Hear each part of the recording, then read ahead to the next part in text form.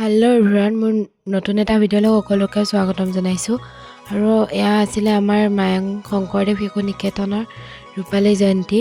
আৰু যিহেতু আমি তাতে প্ৰথম পঢ়িছিলোঁ, প্ৰথম শিক্ষা আমাৰ তাৰ পৰাই হৈছে, 12 বছৰ তাত পঢ়ি আহিছিলোঁ।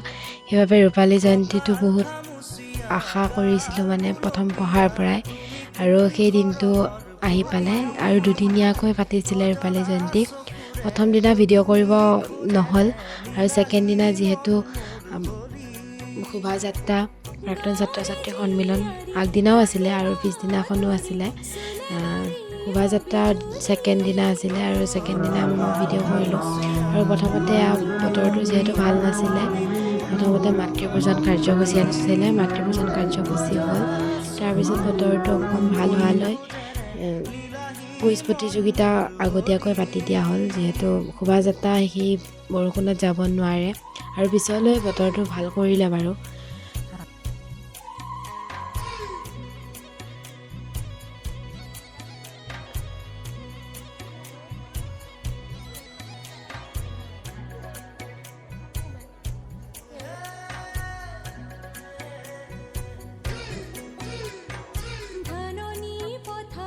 আৰু বতৰটো ভাল কৰাৰ পিছতে শোভাযাত্ৰালৈ বুলি সকলো সাজু হ'ল।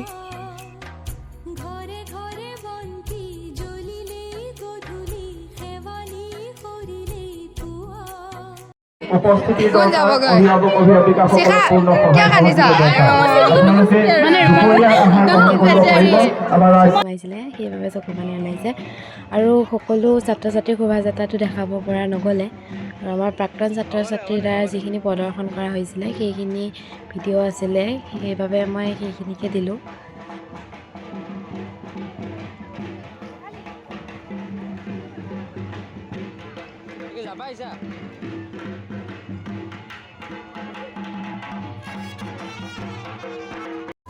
আৰু সকলোৱে ৰেলী কৰি আহি অকণমান ফূৰ্তি কৰিলোঁ, কাৰণ এইটো দিনৰ বাবে সকলোৱে বহুত দিনৰ পৰা যিহেতু অপেক্ষা কৰি আছিলে।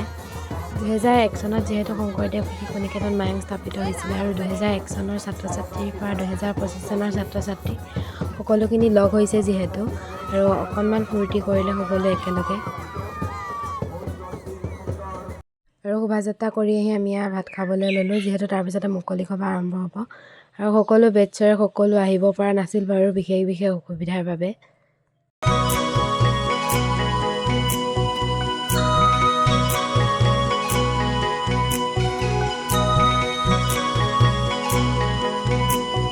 কঁকাল খামুচিয়া গাল গুলপীয়া, তুমি কোন সৰগৰ পৰি, কজলা চকুৰে পদুমী খোজেৰে নীলাহী মন মোৰ ভৰি।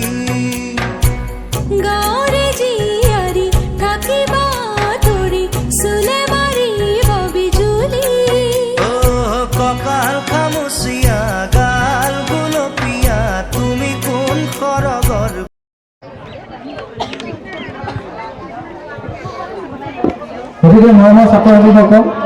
আমি বহি আছোঁ, তাৰপিছতে আমি আহি গোটেইকেইজনীয়ে পকৰি খালোঁ। যিহেতু গোটেইকেইজনী একলগ হোৱা নহয়, সেইবাবে তাতে দোকান এখন দিছিলে পকৰি, তাকে খাবলৈ বুলি গোটেইকেইজনী আহিলোঁ।